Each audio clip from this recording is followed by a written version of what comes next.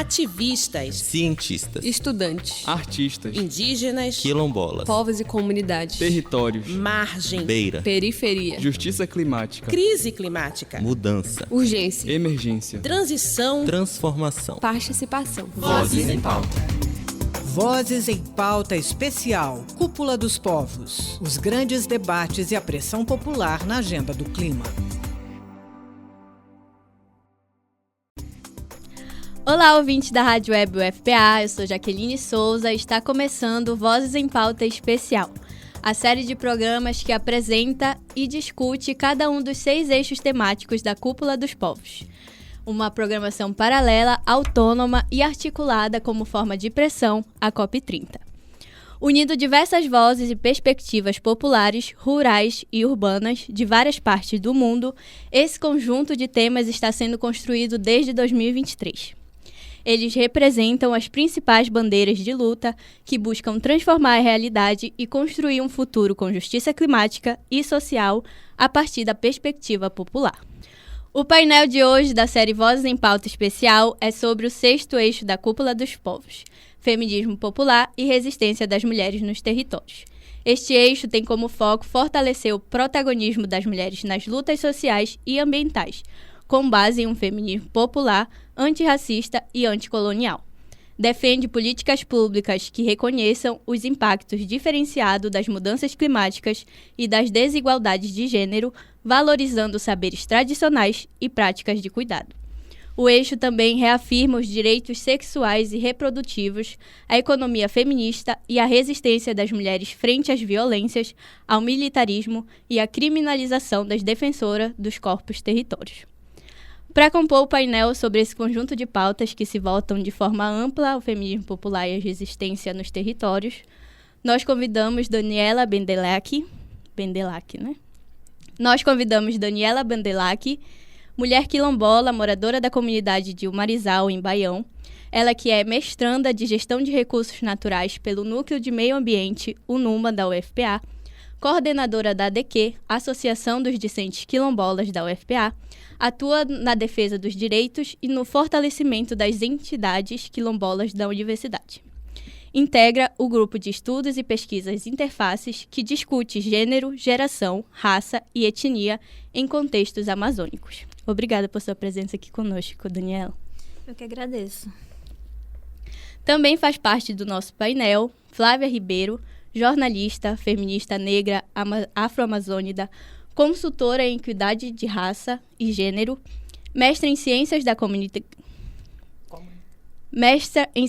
comunicação pelo PPG-Com UFPA, é autora do livro Comunicação, Interseccionalidade e Decolonialidade, Escrevivências da Marcha Virtual das Mulheres Negras Amazônicas.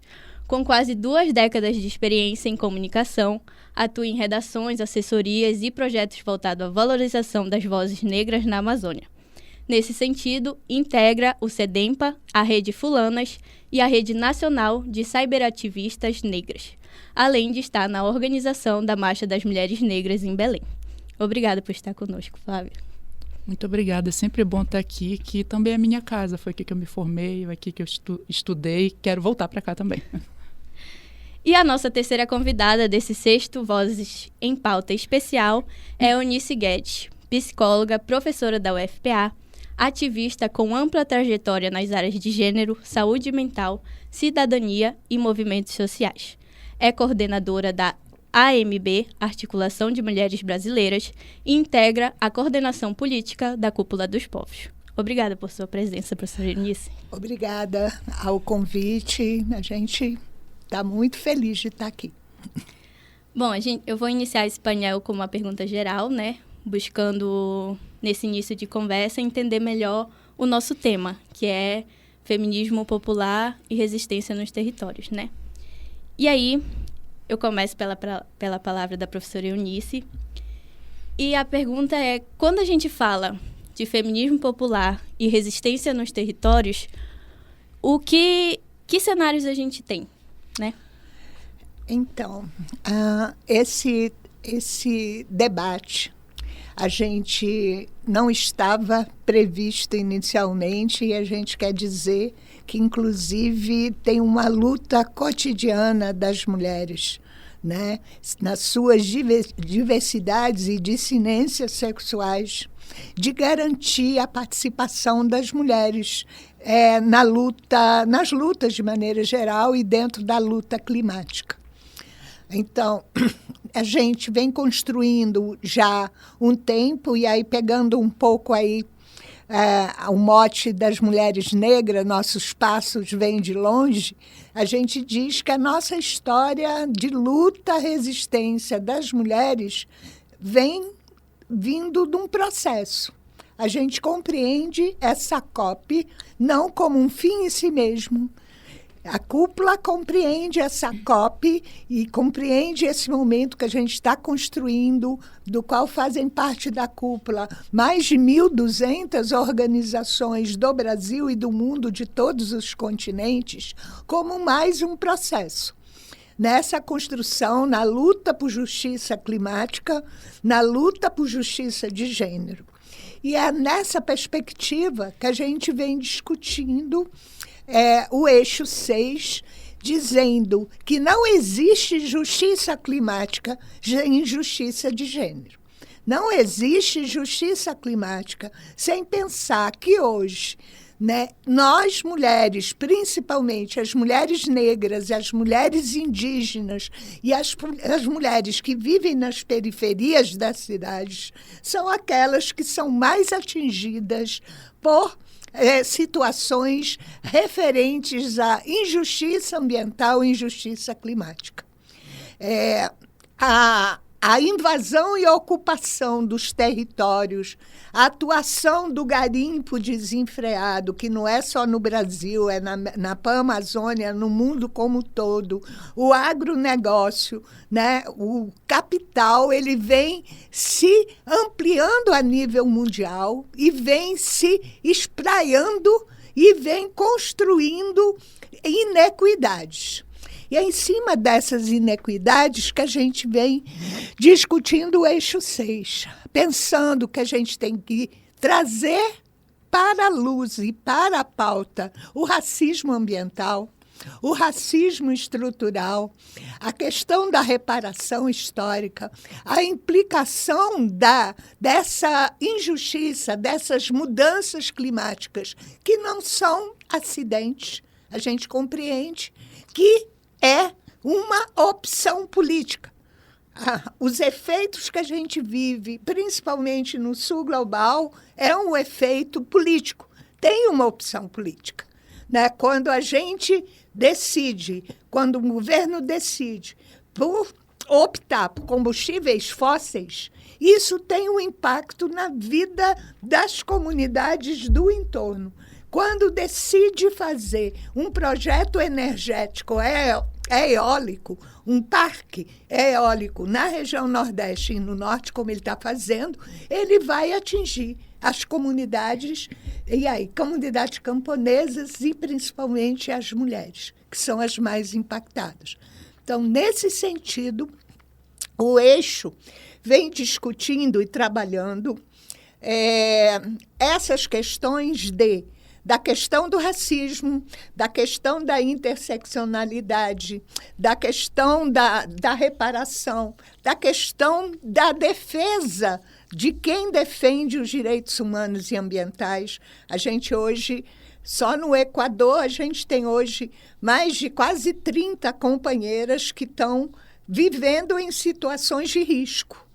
Assim como no Peru, a gente está vivendo na América, na Pan-Amazônia, né, situações na Bolívia, no Equador, no Peru, na Argentina.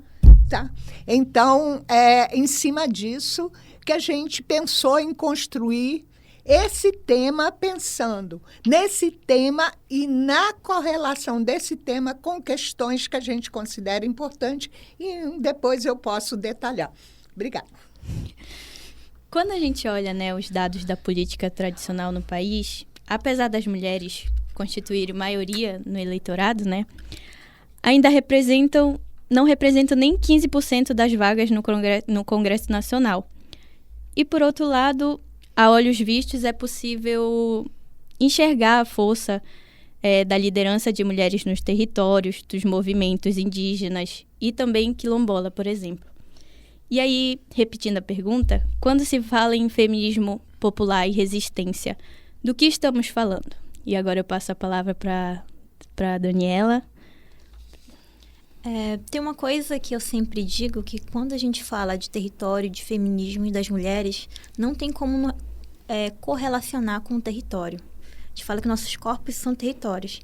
E por também, né, aquela delimitação, porque é uma delimitação que não foi feita pela gente, porque até então a gente usava extrativismo e tudo e não tinha uma área delimitada. A gente utilizava as áreas, né? Então, tem como falar como... É uma relação do nosso corpo-território também ser o território, ser aquela área, ser também aquela terra.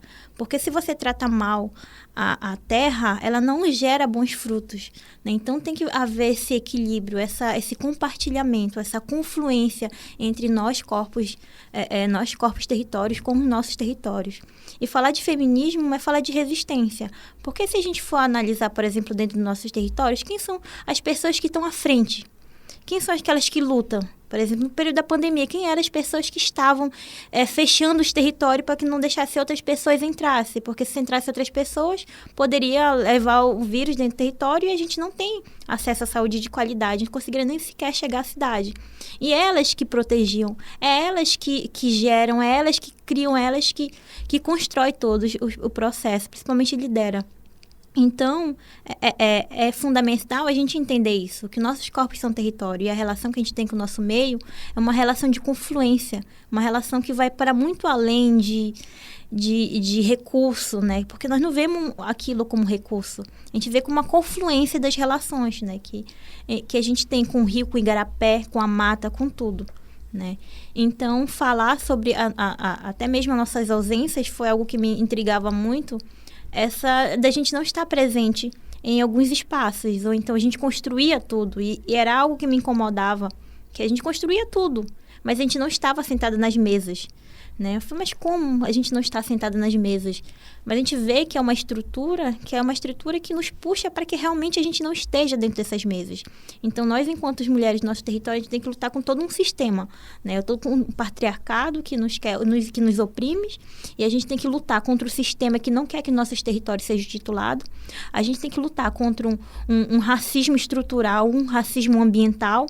Então, quando a gente analisa, vai precisar já conseguir fôlego, né, para ainda ocupar esses espaços. E hoje, apesar de ser lento, e às vezes a gente tem alguns momentos que a gente vai para trás, a gente dá 2 passos para trás, mas hoje eu consigo observar, por exemplo, que eu vejo num município mulheres quilombolas ocupando Câmara de Vereadores, 2 mulheres quilombolas, coisa que a gente já não via há tempos. Então, assim, apesar de ser lento, apesar do processo, que ele é um processo dolorido também, né, porque acaba que nós, enquanto mulheres, somos sobrecarregadas por muitas questões.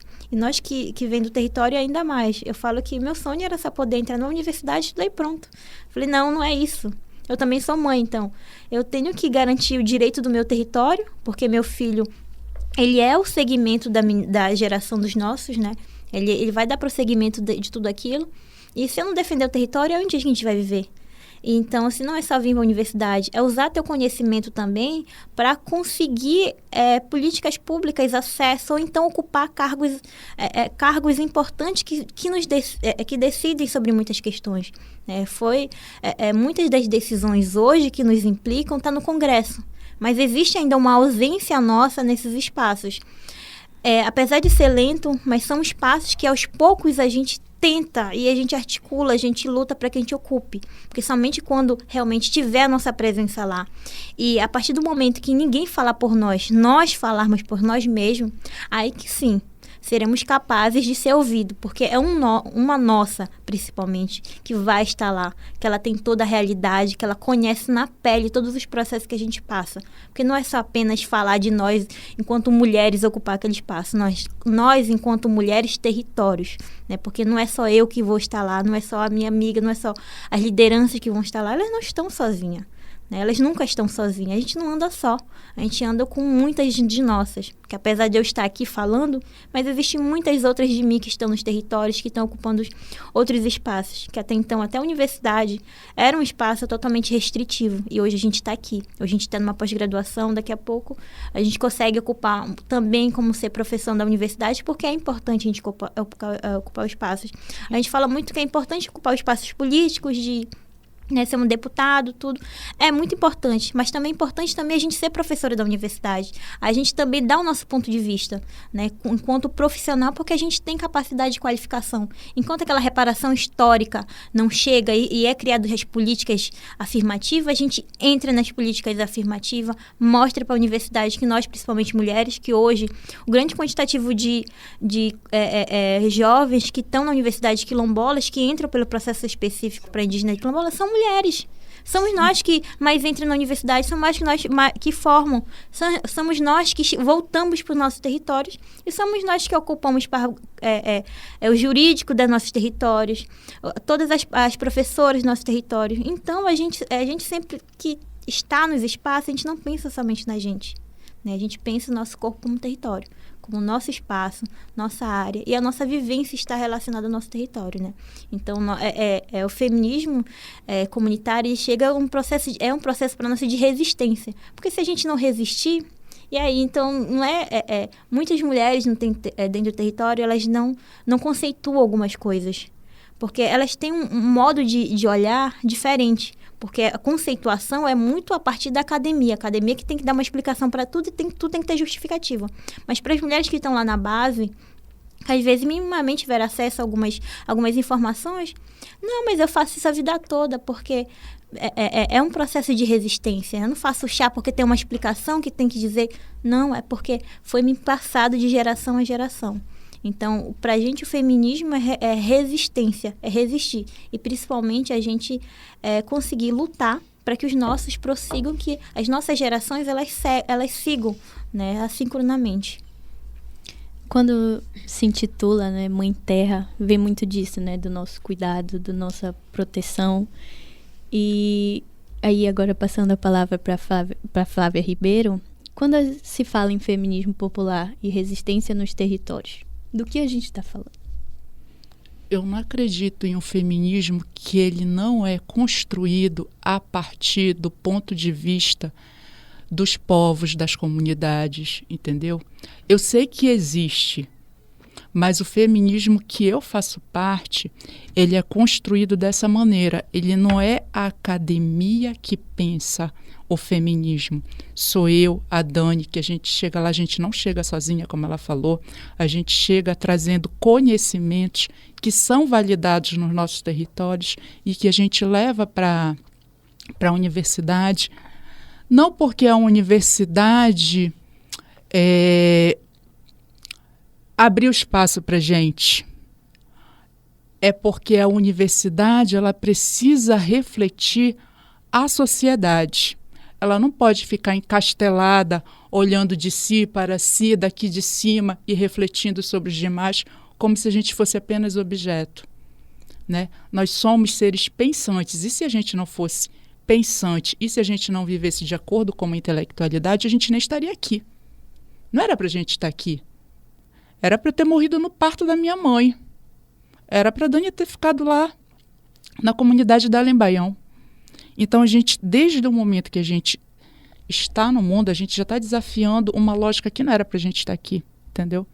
Então, o feminismo que eu construo e que eu acredito, ele é de base popular. Porque eu tenho que saber falar com a minha mãe, que não tem nível superior, porque eu sou a primeira pessoa da minha família, da minha casa, a ter nível superior. Eu sou a primeira pessoa da minha família inteira a ter um mestrado.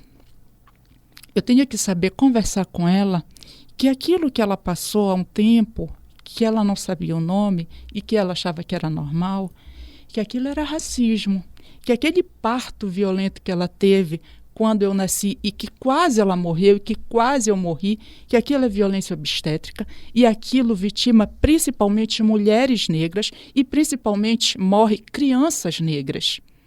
Aquilo não foi à toa. Aquilo é um projeto do Estado.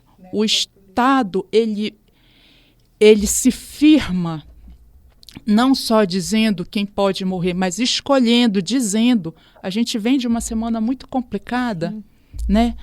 Em que a gente viu que as pessoas chamam de mega operação no Rio de Janeiro, que as pessoas dizem que é chacina. Não é chacina, porque a chacina são mortes ilegais. E aquelas mortes, elas foram chanceladas pelo poder público. E ao mesmo tempo que as pessoas dizem, mas houve um conflito armado. Houve um conflito armado em que, de um lado, e que eles dizem que tem 2 lados. De um lado tem 4 mortos.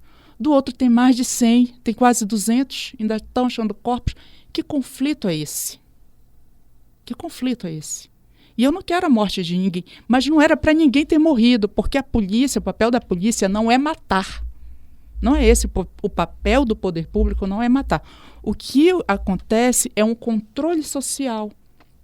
Então, eles dizem simplesmente que aquelas pessoas que estão lá, longe, naquele território distante, que é uma favela, que é uma periferia, eu moro no Distrito Industrial. Quem mora lá é muito longe. Então, o que acontece lá é bandido, sabe? É ruim. Então, é essa narrativa que se passa. E que a gente vai construindo, vai tentando furar essa narrativa dentro do que é possível. Porque, assim, nós somos mulheres sobrecarregadas. Hoje a gente estava falando, uma não tomou café, a outra não almoçou, entendeu? E nós somos mulheres sobrecarregadas. Mas que a gente não pode se furtar de estar nos espaços, de continuar, porque a gente tem uma construção de sociedade que não é para gente, não é para mim. Eu não vou ver o fim do racismo. Eu tenho certeza disso. Nem minha filha. Eu não vou ver o fim do racismo, não vou ver o fim do machismo, eu não vou ver isso. Mas eu trabalho para que no futuro isso seja possível. Por quê? Porque hoje eu vivo um futuro que foi pensado há um tempo atrás. Não era imaginado na minha família que a gente tivesse uma pessoa escritora de livro, com mestrado, que dá palestras, que está aqui hoje. Não era pensado isso na minha família, entendeu? Isso foi um sonho que se realizou. Então, o que a gente trabalha é sempre para o futuro. Então, o feminismo que a gente trabalha hoje, os feminismos todos que a gente trabalha, ele é de base popular, porque a gente leva esse conhecimento para a universidade, ou não, porque nem sempre a gente alcança lá, mas a gente sempre tem que voltar para o nosso território para conversar com elas, e que pese, sempre tem um conflito no nosso território, né? Quando a gente volta como universitário, que as pessoas já dizem, agora a Flávia sabe demais. Agora ela acha que ela sabe de tudo. Então, a gente tem um conflito também lá que a gente também tem que saber dirimir. A universidade, ela é um espaço de disputa para a gente, e quando a gente volta para o território, a gente tem que disputar de novo. Mas que a gente tem que saber conversar. Eu tenho que saber conversar com a minha mãe, que não tem nível superior, com a minha sogra, que não tem nível superior. Eu tenho que conversar com a minha filha, que tem 13 anos de idade. Entendeu? Eu tenho que preparar a minha filha. Mulheres brancas não passam por isso. Mas eu tenho que preparar a minha filha para dizer, olha, quando você estiver numa loja, você não pode mexer nas coisas e sair, porque senão vão pensar que você está roubando. Eu tenho que dar um preparo para ela que, com toda certeza, uma mulher branca não tem que passar. Mas é esse o feminismo que a gente acredita, é esse feminismo que a gente constrói e que é um projeto político, é um projeto de vida. Eu, quando vou para a Marcha das Mulheres Negras em Belém, todo mundo conhece a minha família. Eu estou lá com a minha mãe, com a minha filha, com o meu marido. Todo mundo conhece. É um projeto de família. Eu arrasto todo mundo. Porque é isso o que eu acredito e é isso o que eu construo. E aí eu acho que o maior exemplo desse feminismo popular, que eu posso dizer, sou eu mesma, né? Estou aqui na graduação, cursando jornalismo, vinda de uma relação interracial, né? Meu pai é negro, minha mãe é branca. E aí só fui entender muita coisa, principalmente racial, a partir da minha entrada aqui na universidade, que aí esbarro com pessoas como a Flávia, como a Daniela, como a professora Eunice, e abarca muita coisa para além, né, do que é ensinado ali em casa, que muitas vezes não diminuindo os ensinamentos da minha mãe, né? Porque é muito difícil criar uma filha e não partindo da mesma raça, creio que deve ser mais difícil ainda, né? Então, eu acho que o maior exemplo de feminismo popular é isso. Vocês ocupando esses lugares e a gente podendo se espelhar em vocês. E que bom que tu já está vendo isso na graduação, porque eu não vi nada disso na graduação. Essas conversas não existiam na minha graduação. A gente estuda depois, e aí a gente volta para cá. E que bom que eu estou voltando para a graduação e falando com vocês, e vocês têm essa conversa, porque a gente não teve. Isso é uma ausência, Flávia, na grande maioria dos cursos. Na maioria, eu quero dizer que eu sou uma figura isolada dentro da própria psicologia. Né? Porque a ciência, ela é branca, ela é heterossexual e ela é compartilhada naquilo que acham que são as caixinhas, que eles consideram que é saberes. E isso o pessoal não se toca. Eles estão construindo projetos curriculares, de mudanças curriculares, e não entendem que precisa pensar, dialogar, porque a universidade é uma tríade. É ensino, pesquisa e extensão. Mas, na verdade, concentra ensino em pesquisa e a relação da comunidade, que quem financia, nos financia, paga, a quem está na universidade paga meu salário, é a população. É o dinheiro que eles pagam, né, que eles compram as coisas, que vai construir o recurso que paga. Mas a gente não atende a comunidade.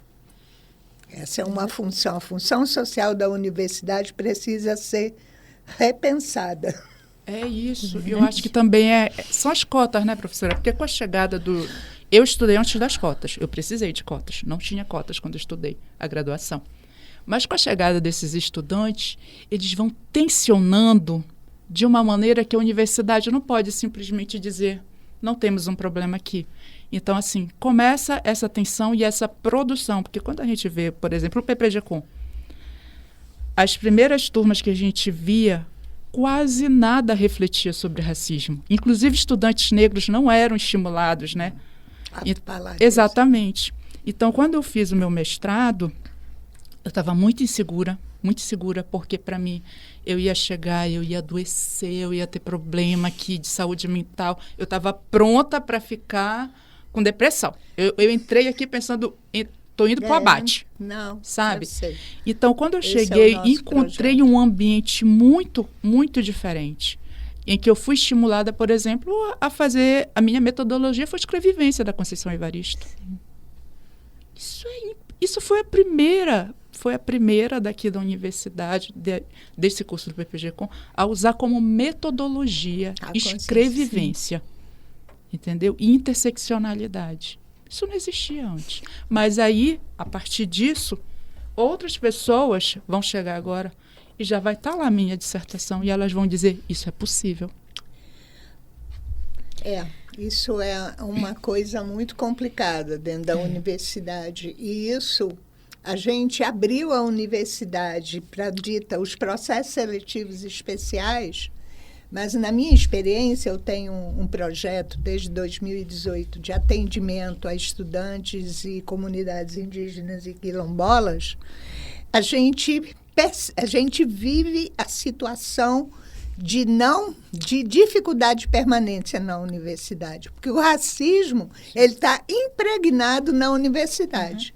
Você pode ter a inclusão, e hoje a universidade realmente mais de 50% mas mas a permanência e o racismo estrutural, institucional e pessoal é uma coisa que permanece. É verdade. Então, antes da gente seguir para o nosso segundo bloco, anota aí. Este e todos os programas da série Vozes em Pauta Especial Cúpula dos Povos, sobre os principais temas das lutas populares no debate global do clima, estão disponíveis como podcast no site da Rádio Web UFPA e também no Spotify, e como videocast no canal do YouTube da rádio. Você está ouvindo Vozes em Pauta. Vozes em Pauta Especial. Cúpula dos Povos, os grandes debates e a pressão popular na agenda do clima.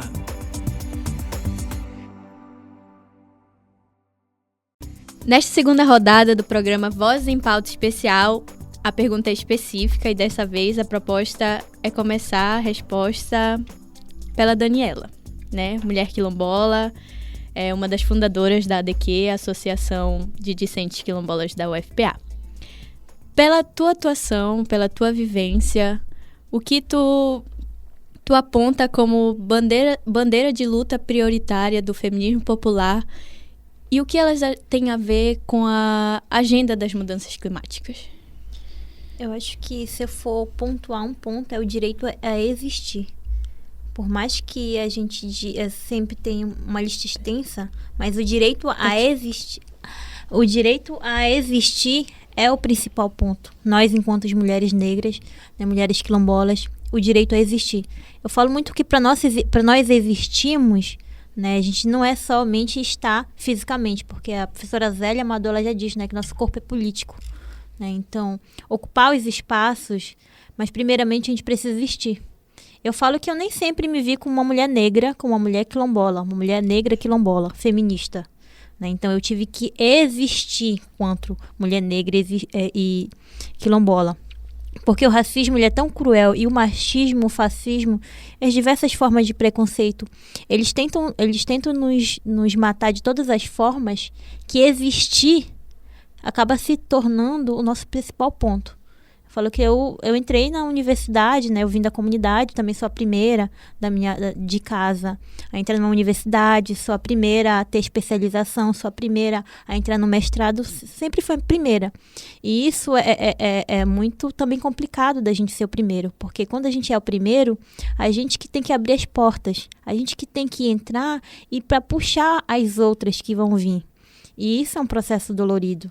Né? Porque eu falo que às vezes a gente não tem nem tempo de chorar, porque a gente precisa estar lá, com o rosto firme, mas a gente está, porque é a nossa existência, né? E não tem como falar, não relacionar o direito a existir com a questão das mudanças climáticas, a questão da justiça climática, porque eu preciso existir.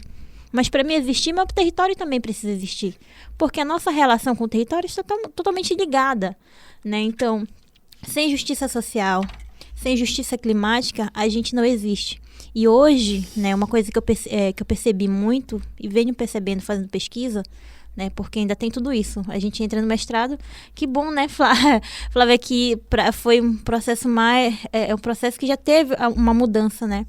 E eu tive recentemente... tentaram me desqualificar, né, no meu projeto, dizendo que eu era uma ativista. Não tem problema em ser ativista, militante, colocar outros codinomes. Mas também eu sou pesquisadora. E eu sou ativista, sou militante e também sou pesquisadora. Porque ainda tem tudo isso. Os espaços que a gente ocupa para tentar existir, tenta utilizar codinomes para tentar nos desqualificar. E a gente não pode permitir isso. Eu vi uma fala da Aniele, né, eu nunca me esqueço da fala dela, que ela dizia assim, que a gente não tinha que às vezes a gente ficava assim, estuda para ter um currículo bom, um razoável, porque ainda tem isso, tu tem que se qualificar, para tu estar sempre um nível muito acima. E quando eu falei uma vez o meu currículo e a pessoa falou, mas não tem necessidade. Aí aquilo me intimidou.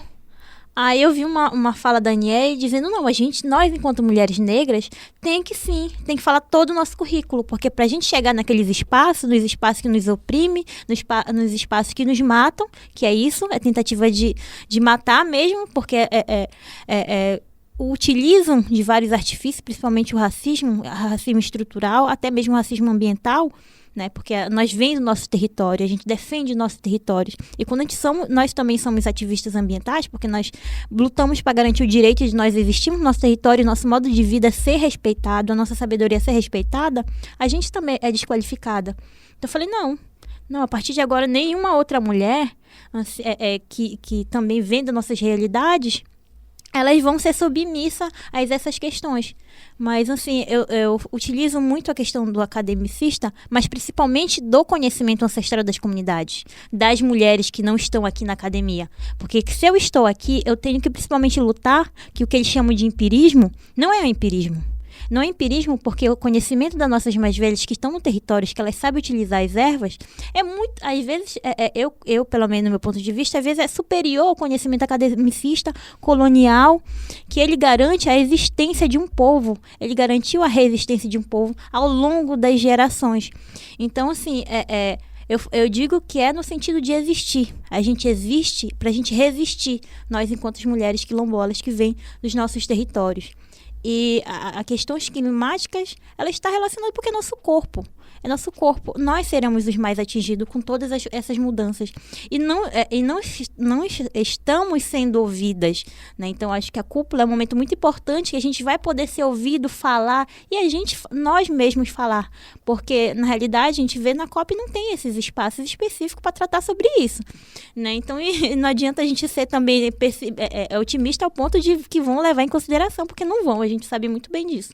Mas nós, enquanto corpos territórios que luta por uma justiça social, principalmente uma justiça climática, né? Nós, enquanto corpos territórios quilombolas, é muito nisso. É o direito nosso de existir e o direito dos nossos territórios resistir. Porque até o nosso território, eles são apagados.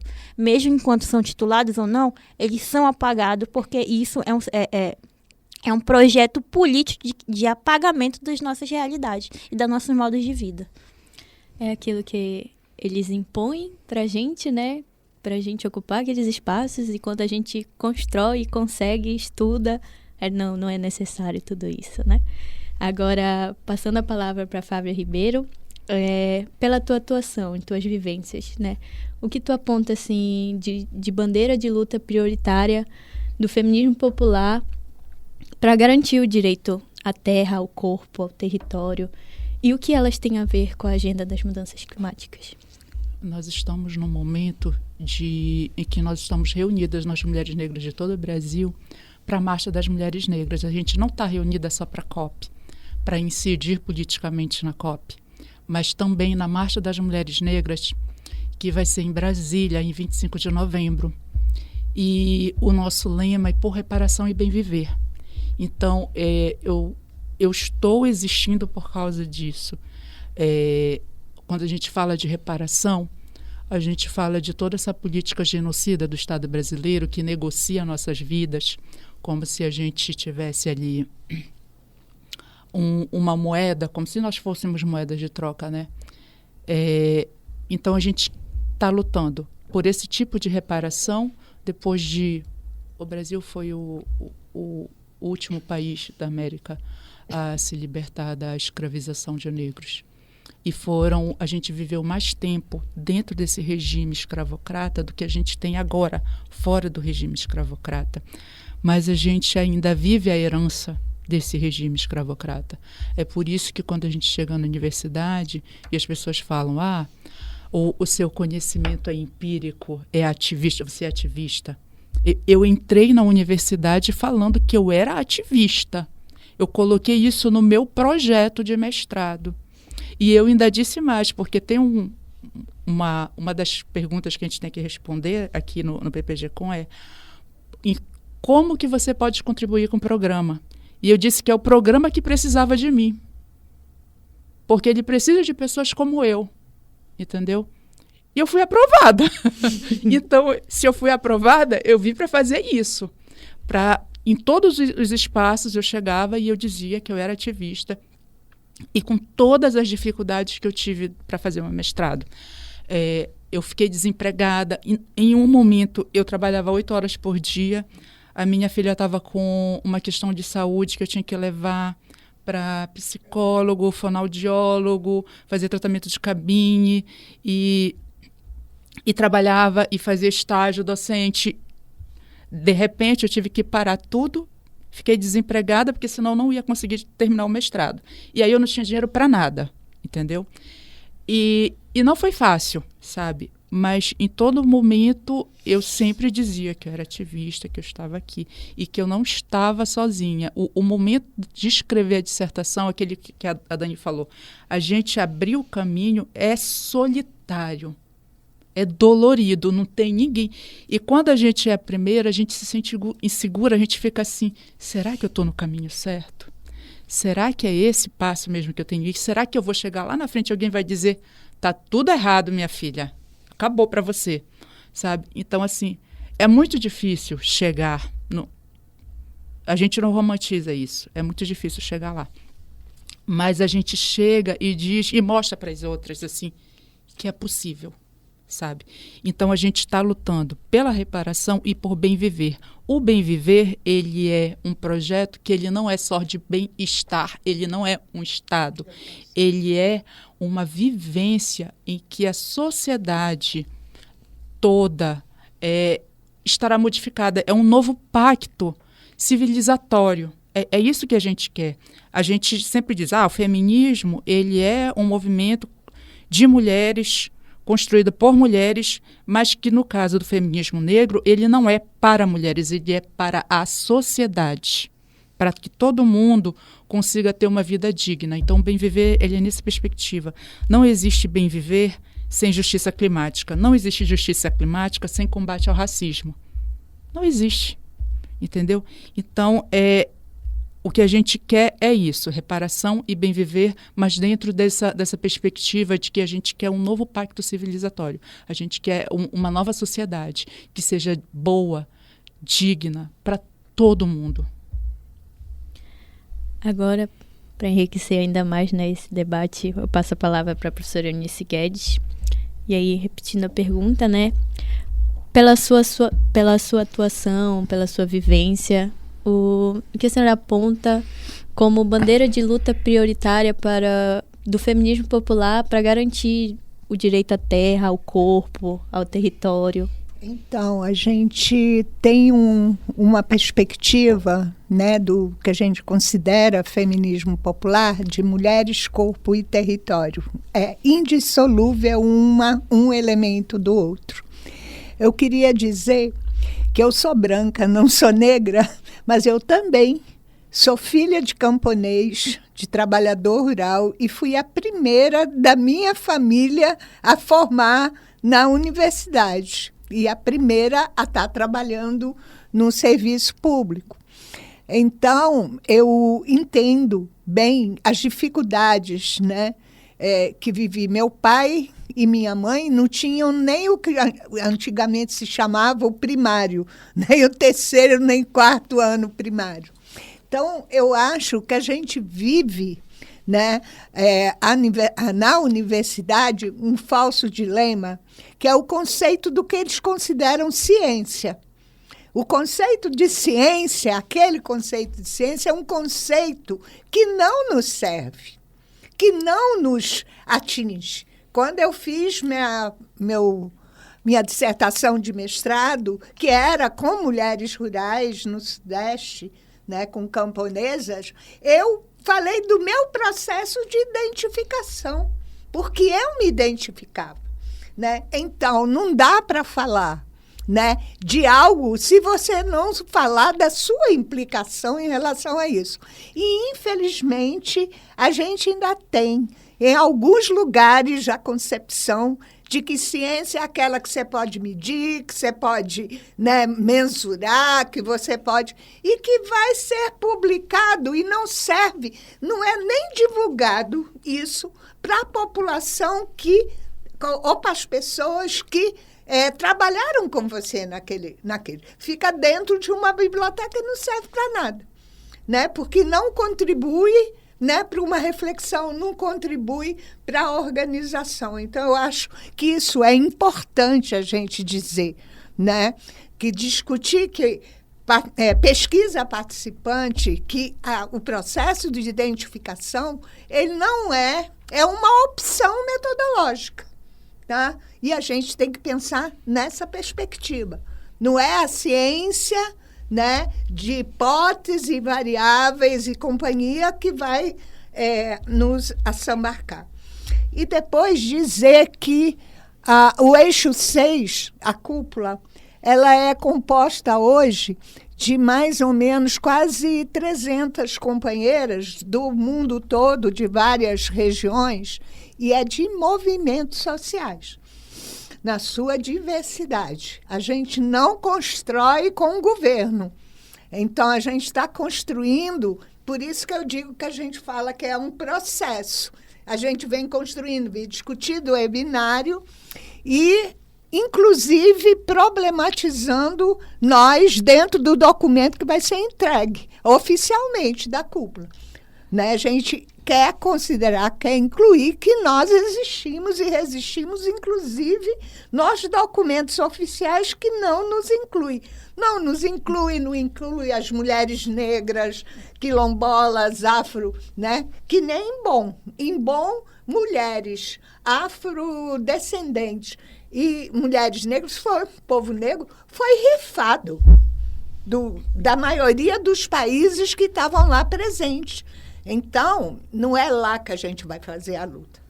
A luta ela vai continuar na discussão do racismo, do patriarcado, né? na relação da questão do cuidado, da política de cuidado que ainda fica sobre nós, porque nós, mulheres, ainda temos isso. Todo cuidado, toda a retaguarda fica em cima da gente. Não fica, o Estado não se responsabiliza pelo cuidado. E os saberes tradicionais que vocês estão trazendo, que a gente está perdendo, né? Na pandemia, se teve não é um saldo, se teve uma pena, né? Uma perda significativa, foi o povo, nossos povos, né? Nossos ancestrais, que faleceram com Covid, indígenas, quilombolas, povos negros, né? E que a oralidade, que é a forma, muitas vezes, de repassar, né? Isso daí, ela se perdeu, né? Então, a gente precisa preservar isso. É isso. Bom, a gente vai encerrando aqui nosso segundo bloco, né? Depois de debatermos sobre as principais bandeiras de lutas prioritárias do feminismo popular. Lembrando que este e todos os programas da série Vozes em Pauta Especial Cúpula dos Povos sobre os principais temas de lutas populares no debate global do clima estão disponíveis como podcast no site da rádio e também no Spotify, e como videocast no canal do YouTube da Rádio Web UFPA.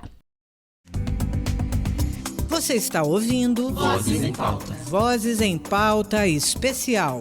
Cúpula dos Povos, os grandes debates e a pressão popular na agenda do clima.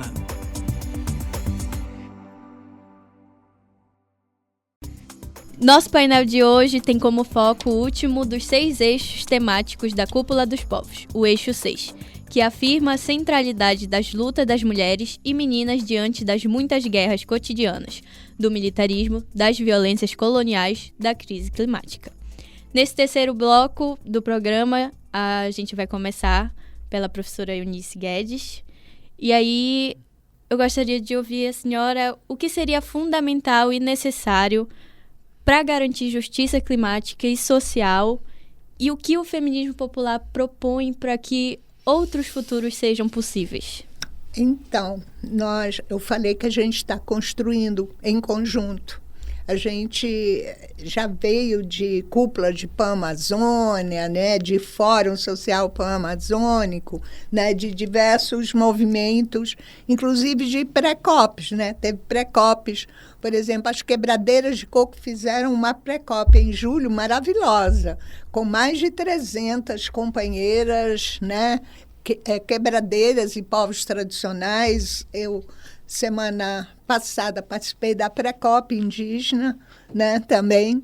Então, nós temos uma mobilização social que eu acho que é isso que é importante. Essa diversidade conseguir congregar, né, uma articulação, apesar da diversidade que nós somos, né?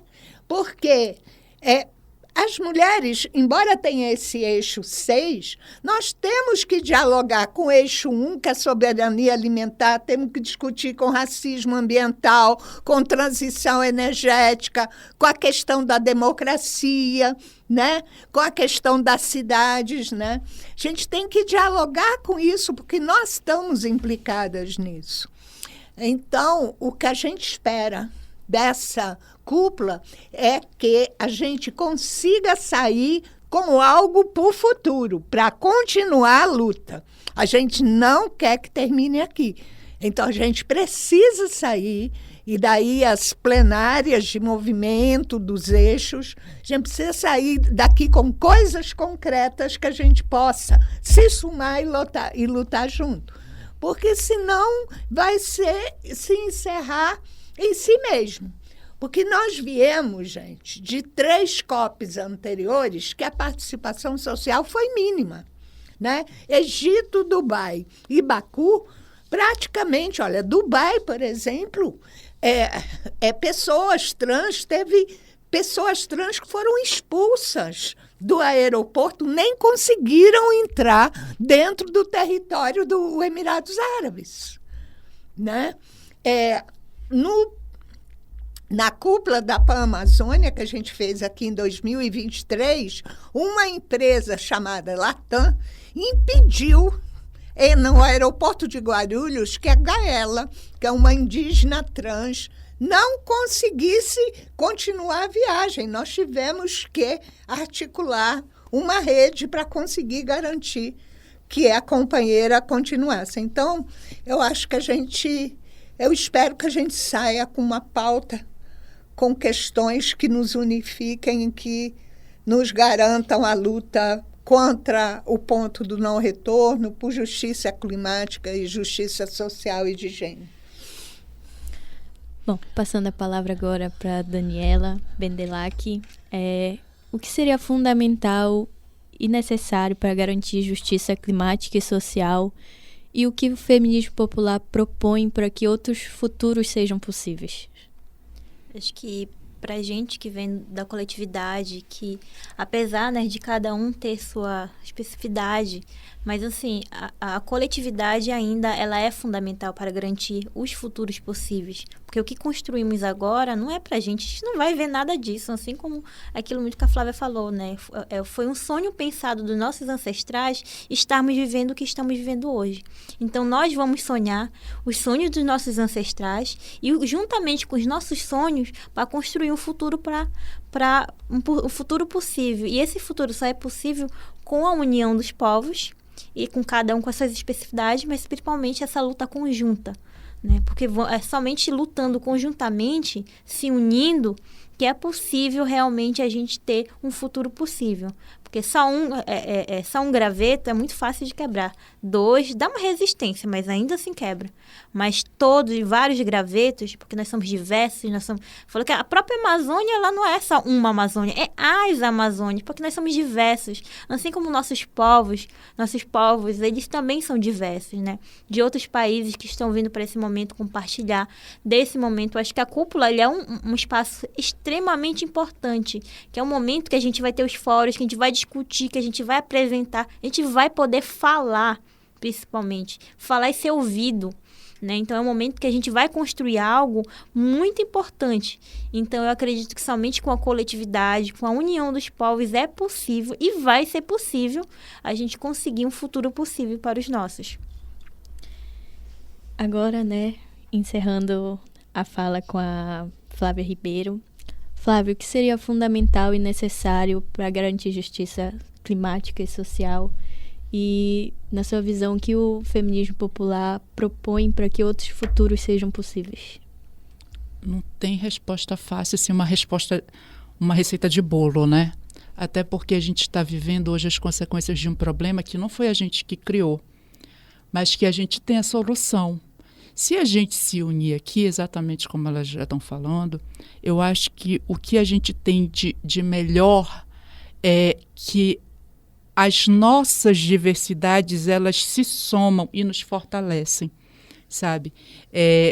A gente está aqui sobrevivendo, lutando, resistindo, existindo, porque a gente traz essa força ancestral. Quando o Ailton Krenak fala que o futuro é ancestral, ela se liga direto com muitos povos, essa fala. A gente lembra logo de Sankofa, que é o símbolo, um adinkra de um pássaro que ele está com o peito para frente e o bico virado para trás.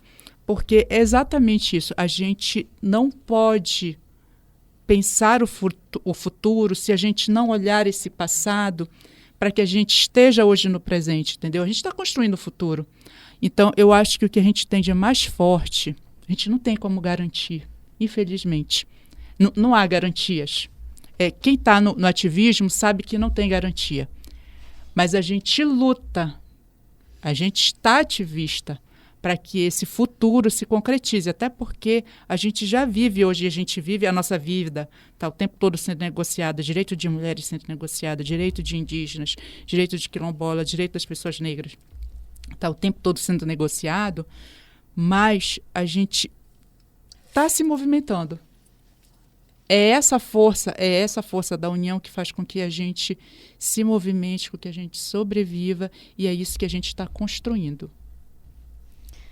Bom, depois de todo esse papo maravilhoso, a gente chega ao final do nosso programa, agradecendo a presença da professora Eunice Guedes, da UFPA, da Daniela Bendelac, cofundadora da Associação de Discentes Quilombolas da UFPA, e da Flávia Ribeiro, jornalista, feminista afro-amazônica.